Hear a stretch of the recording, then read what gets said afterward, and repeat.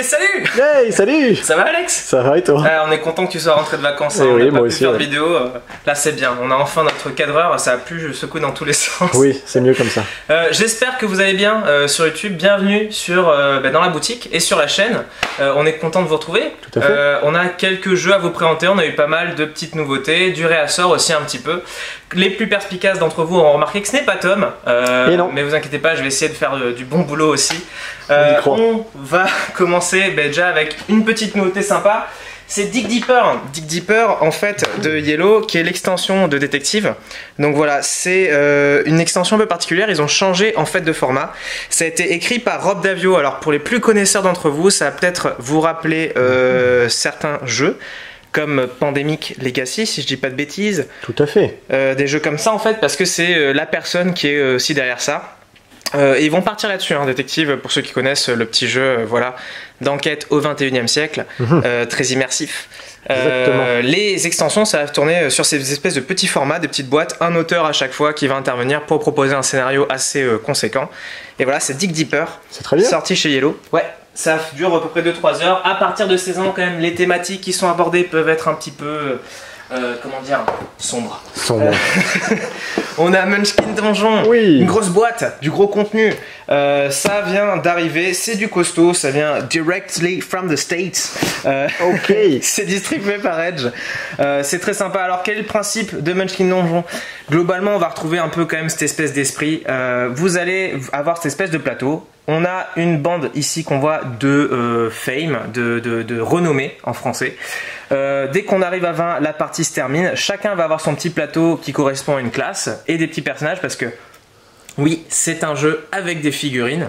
On va s'enfoncer plus profondément dans le donjon, acquérir des équipements qui vont nous permettre bien sûr de nous améliorer mais aussi de gagner plus de points en fin de partie, affronter des monstres et en fait ça va être comme ça qu'on va progresser, gagner de la renommée en s'enfonçant de plus en plus profond dans le donjon. Bien sûr, on pourra de temps en temps s'aider mais aussi se faire les classiques coups de couteau dans le dos, sinon ça serait pareil en Munchkin. Classique Munchkin. En tout cas... un nouveau format qui, je pense, plaira aussi aux amateurs de figurines parce qu'elles sont plutôt sympathiques. Tout à fait. Un bon petit jeu d'aventure. On va la remettre dans son donjon, justement. C'est une petite boîte. Tout à fait. Enfin, petite boîte, faut le dire vite. Oui. Hop là. On a quoi aussi maintenant? On a je ne sais pas. la marche du crabe. Oh, qu'est-ce que... Ah bah oui. Est-ce que Tiens ça te donc. dit quelque chose, Alex? Pas du tout, je ne connais pas la marche du crabe. Eh bien déjà, ça parle de crabe. Et oui. Ah oui.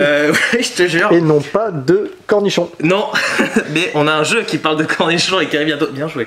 La marche du crabe, c'est un jeu inspiré d'une bande dessinée voilà, que je n'ai personnellement pas lu, mais qui raconte en fait cette histoire de petits crabes qui vont peu à peu en fait, reprendre le contrôle de leur plage. Alors qu'est-ce que c'est que ce jeu? C'est un jeu de joueurs où on va jouer des personnages asymétriques. Pourquoi? On va avoir le personnage de bateau et aussi le personnage de soleil, de petits crabes qui se montent l'un sur l'autre afin de pouvoir couvrir tous les mouvements possibles. En effet, le crabe, ça se déplace que dans un seul sens. Là, en l'occurrence, du haut vers le bas et ici, de gauche à droite. Et dis donc, Jamy, c'est quoi le but du jeu? C'est vrai qu'il y a un petit côté c'est pas sorcier, au moins c'est présent. Comment est-ce qu'on joue à ce jeu? C'est simple, l'objectif ça va être de retrouver les petits crabes de la même espèce en fait que bateau et soleil sur la plage. Alors généralement ils sont cachés derrière les petits objets qui sont représentés sur les cartes. En début de partie, je vais te distribuer 2 cartes, voilà comme ça, qui vont montrer 2 objets. Attention, cela faut surtout pas aller les retourner parce que sinon la partie est terminée. Ça par contre tu n'as pas le droit de communiquer dessus à ton copain. Donc c'est-à-dire que je vais essayer de la jouer fine pour pas qu'il aille justement tourner ses objets. Parce qu'à chaque fois en fait je vais me déplacer comme ça, donc par exemple tu vois de haut en bas et de gauche à droite. Et lorsque j'arrive sur une carte avec un objet, je peux faire le choix, et je vais le faire généralement, de retourner la carte et oh paf, waouh, un crabe. Yes. Attention, c'est pas tout. Tu vois en fait qu'il y a un petit paquet chez chaque joueur. En fait c'est des paquets de crabes. Et ce qui va se passer c'est que en début de tour aussi tu vas en prendre une, la retourner et placer le crabe sur sa zone correspondante. Comme tu peux le voir, en fait, il y a une petite illustration qui est derrière le crabe. Et en fait, ça correspond à une certaine ligne du plateau de jeu. Donc, je vais le placer, mais par exemple, ici. Et avec ça, d'ailleurs, je vais pouvoir jouer parce que, par exemple, mettons, moi, j'ai pas envie que tu ailles sur le jerrycan, mais je vais peut-être essayer de peser mes crabes à ce niveau-là. Et oui.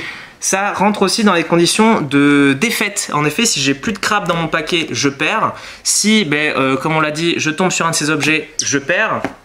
Et si jamais il n'y a plus de crevettes, je vais venir un instant, je perds aussi. Les crevettes, ça sert à quoi? C'est un petit peu le joker qu'on va avoir en partie. C'est-à-dire si à un moment tu veux quand même passer à un endroit qui est bloqué par un crabe, Tout à fait. par exemple ces crabes là, ils aiment bien les crevettes. Si je lui donne une petite crevette, un petit sacrifice pour la cause, eh bien je pourrais passer. C'est un jeu qui est très sympa parce qu'il est asymétrique, il y a de l'information qui est cachée. Là où c'est sympa aussi, c'est que tu vois, tu vas avoir des cartes comme ça, il y en a 11 si je dis pas de bêtises, et chacune de ces cartes là va représenter un scénario et va modifier la façon de jouer un petit peu. Donc c'est un jeu qui peut être joué déjà de base comme ça avec un mode de jeu classique, mais aussi un mode scénarisé, et tout ça dans une toute petite boîte. Voilà, à 12 €, c'est vraiment très très bien. C'est la marche du crabe. En tout cas nous ça nous plaît beaucoup à la boutique. On peut dire qu'on en pince. Oh waouh, Magnifique. c'est génial. C'est tout pour moi. Oh waouh. On va passer sur une thématique que t'aimes bien, les dinosaures. Oui. Peut-être plus que les fruits de mer. Sûrement. Dinoblivion, pour certains, ça va peut-être vous rappeler quelque chose. Dinoblivion, ça fait penser à Goblivion. Et bien oui, c'est un peu la même série de jeux. On est sur du deck building, on est sur le même auteur, Jean-François Gauthier.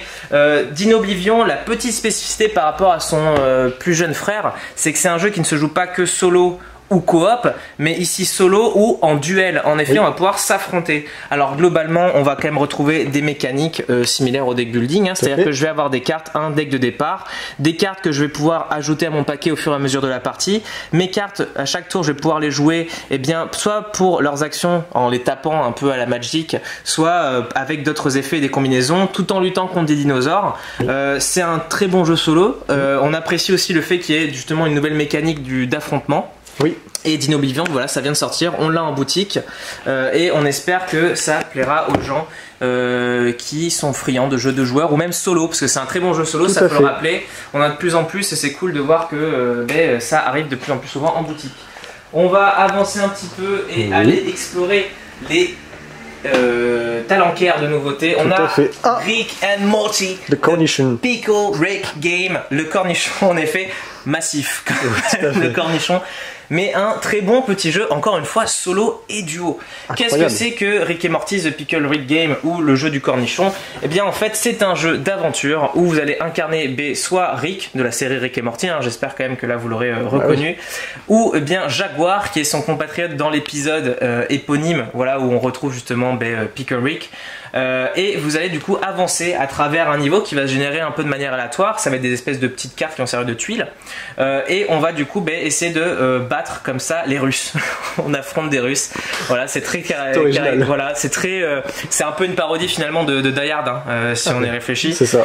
C'est un petit jeu d'aventure très sympa. On a un de nos collègues qui est fan de la licence mais qui l'a pris aussi. Il y a un peu de matos, des dés, des figurines que vous pourrez peindre. Par contre, elles sont en plastique, gris de base. Et le cornichon, il sert pas seulement de déco, il sert aussi de boîte de jeu. Tout se rentre à l'intérieur. Et en plus, il a même un standy pour rester bien debout comme ça. Ça évite de perdre son cornichon. C'est toujours plus pratique. C'est embêtant. C'est toujours embêtant de perdre son cornichon. On a Cities Skyline de chez Yellow. Alors ça, c'est du gros jeu et c'est une thématique qu'on voit pas souvent et je suis très content d'avoir ça en boutique. Est-ce que tu connais le jeu, Alex? Pas du tout. Eh bien, Cities Skyline, c'est un jeu vidéo en fait à la base, distribué par Paradox. C'est un jeu en fait de gestion de ville, de création de ville, et c'est exactement ce qu'on va retrouver dans cette boîte. C'est un jeu qui se joue lui aussi solo et jusqu'à 4 joueurs. Donc finalement, là, c'est un peu la semaine des joueurs, des jeux solo, ouais. Des jeux solo, ouais, tout simplement. On va avoir quoi? On a cette espèce de plateau qui va être vierge en début de partie et sur lequel on va venir développer une ville. Alors l'objectif, c'est quoi? C'est d'essayer de maintenir le plus haut un taux de satisfaction le plus haut possible. On voit en fait sur cette espèce de petit plateau qui dispose d'ailleurs de plein de ressources différentes, qu'il y a une jauge de bonheur et c'est ça qu'il va falloir vraiment essayer de maximiser. Comment? Eh bien en gérant correctement les déchets, la production d'eau, l'énergie, la criminalité aussi, etc. Quand ça se passe, en fait, chaque tour, je vais pouvoir prendre une carte et développer le bâtiment qui y est associé. Et ces petits bâtiments, en fait, ils vont être représentés par des tuiles comme ça qui ont différentes formes et on va avoir cette espèce de petit côté Tetris qu'on retrouve en fait pas mal dans les jeux actuellement. Oui. Et on va du coup les disposer. Alors chaque bâtiment est différent et il va avoir des petites compétences particulières qui sont représentées sur la carte et affecter les compteurs que j'ai montré juste avant de manière différente. Ça va nous permettre ensuite en fait de les placer sur ce plateau. Les bleus c'est le commerce si je dis pas de bêtises, les jaunes tout ce qui a rapport à l'industrie et le vert le résidentiel. D'accord. Voilà, c'est un jeu qui est sympa parce que déjà c'est tiré d'une licence quand même qui a bien marché. Le jeu en lui-même, les mécaniques c'est sympa parce qu'on n'a pas souvent en fait des jeux de gestion de ville. Déjà on n'en a pas beaucoup, mais des jeux de gestion de ville On a vraiment tout cet aspect qui fait, on va dire, une métropole qui est gérée. Voilà, City Skyline, c'est un bon petit jeu, faut compter 40 à 70 minutes de jeu, c'est 1 à 4 joueurs et on est content d'avoir ça là. Voilà, une belle petite boîte, enfin petite boîte, une belle boîte qui sera disponible juste ici. Alors, je pense qu'on a fait un peu le tour des nouveautés de cette semaine. C'est une semaine qui est relativement plutôt légère, calme, ouais. C'est vrai que c'est plutôt calme. On va passer directement derrière le comptoir parce qu'on a quand même 2-3 trucs aussi en plus. Sympa. Il y a... Ah non, j'allais oublier. Mais heureusement, j'ai bien placé la boîte. Waouh, Marvel, le gant d'infinité, Love Letter Game. Un jeu Love Letter, et oui, pour les plus anciens d'entre vous, enfin les plus anciens joueurs, vous rappellerez que Love Letter, avant c'était plein de boîtes différentes avec plein d'univers, etc. On retrouve un petit peu ça, le gant d'infinité c'est quoi? C'est vraiment le Love Letter Marvel, avec quand même ses mécaniques propres, c'est-à-dire que vous n'allez pas vous retrouver avec un jeu doublon si vous avez déjà Love Letter. C'est juste qu'on reprend le principe de carte, on reprend l'espèce de format avec l'espèce de petit sachet aspect satiné, etc. Oui. Comment ça se joue Love Letter Marvel? C'est simple, c'est un jeu asymétrique. Il y en a un qui va incarner Thanos et les autres joueurs vont tous être dans l'équipe des héros. Donc cette fois-ci, il y a vraiment un affrontement non plus entre tous les joueurs, mais entre deux équipes de joueurs, sachant qu'il y en a un qui va être tout seul et qui sera le grand méchant. L'objectif de Thanos, tuer les héros, enfin les détruire, ou alors assembler les pierres d'infinité. Comment on va faire ça? Comme dans un Love Letter assez classique, on va avoir 2 cartes en main et on va en jouer chaque tour. Sauf que là, au lieu d'éliminer les joueurs, on va faire perdre des points de vie en fait à une équipe. Les pouvoirs vont pas être exactement similaires, mais c'est pareil, c'est un jeu à information ouverte, c'est-à-dire qu'on n'a pas le droit de communiquer sur les informations qui n'ont pas été montrer au public. C'est-à-dire par exemple si on joue à 3 et que tu es dans l'équipe des héros et que tu obtiens des informations sur moi, Thanos, eh bien tu n'as pas le droit de les dire à tes coéquipiers. Toi tu es au courant et tu vas peut-être essayer d'orienter le jeu de tes copains avec ça, mais tu peux pas dire clairement par exemple quelle carte j'ai dans ma main, etc. etc. D'accord, ok. Un très bon petit jeu, honnêtement, ça les Love Letters c'est quand même très efficace. Celui-ci me paraît particulièrement sympathique avec ses petites subtilités. Je trouve ça cool que mécaniquement ça soit pas juste un clone avec un skin dessus, tout simplement une apparence différente. Love Letter, le gant de l'infinité, un jeu de Love Letter, c'est 15 minutes de jeu, 2 à 6 joueurs, c'est en boutique à partir de maintenant. Les dernières petites nouveautés qu'on a à vous montrer, ça va être en fait du jeu de cartes. On a le renouveau, la civilisation oubliée d'Horreur Arkham. Un des excellents JCE qu'on voit fonctionner très bien.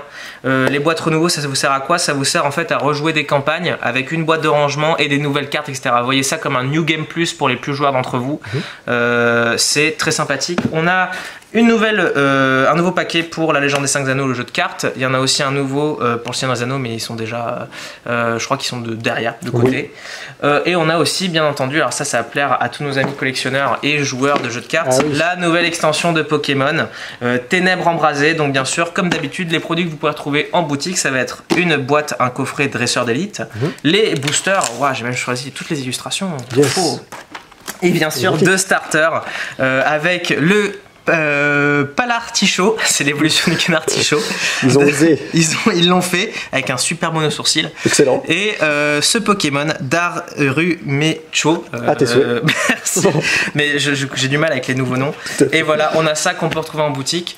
Super. Je voulais juste rajouter que pour le réassort, ils peuvent aller voir sur Instagram en fait. Instagram, c'est d'ailleurs tu fais une super promo parce que c'est vrai qu'Alice, on en a parlé là à nouveau sur Facebook, mais c'est vrai que c'est toujours bien de le rappeler. Elle anime l'Instagram de la boutique et elle l'anime très bien. Et oui, il y a tout. Il y a le réassort et il y a les nouveautés. Exactement. Donc si vous voulez en fait avoir vos nouveautés mais de manière un peu plus condensée, c'est toujours sympa d'y passer. On fait aussi des belles photos des boîtes de jeux dès qu'on peut les ouvrir et dès qu'on a date démo pour les montrer. D'ailleurs, petit truc, tu me rappelles ça vous ferait vachement plaisir de savoir qu'est-ce que c'est, à quoi vous jouez en ce moment, quel est le jeu un peu qui vous a ému. Est-ce qu'il y a un jeu peut-être là qu'on a présenté que vous attendez avec impatience? N'hésitez pas à nous le dire dans les commentaires, ça nous fait vraiment plaisir de pouvoir interagir avec vous. Au-delà juste de la boutique mais aussi sur YouTube dans cet espace qui est réservé. Aussi n'hésitez pas bien sûr à vous abonner si le format vous plaît et si vous voulez pouvoir être au courant comme ça chaque semaine avec la vidéo du vendredi. De temps en temps il y a des petites vidéos bonus aussi. partagez si ça vous fait plaisir, ça nous aide. Laissez un petit pouce bleu aussi, c'est super intéressant pour le référencement. Et comme ça, on pourra faire connaître encore plus de joueurs, je pense qu'on a fait le tour, Alex. Je crois qu'on a fait le tour, ouais. Bon voilà, j'espère que cette première intervention sur la chaîne vous aura plu. En tout cas, moi, c'était un vrai plaisir de vous retrouver aujourd'hui. Je vous souhaite une super journée, une super semaine et à bientôt chez Jeux de cartes Bordeaux.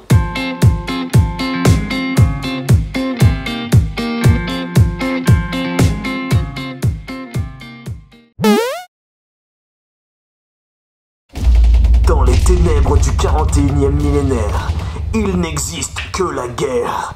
Et nos deux sbires, qui n'ont absolument pas du tout oublié la sortie Warhammer, vont maintenant vous la présenter. Dans l'Imperium, les Space Marines se battent contre les Necrons, ces viles créatures métalliques. Et sur cette nouvelle table dans la boutique, vous pourrez découvrir 2 nouvelles boîtes afin de peindre et d'assembler vos petites miniatures en plastique. 3 nouvelles boîtes vous permettront aussi de commencer votre collection Warhammer à différentes échelles. Et ça, c'est aussi en boutique à partir de demain, enfin vendredi, enfin vous m'avez compris quoi. Ah, heureusement qu'ils n'ont pas du tout oublié de la présenter au départ, parce que c'est vrai que... Voilà, oh, il fait sombre, on ne voit pas.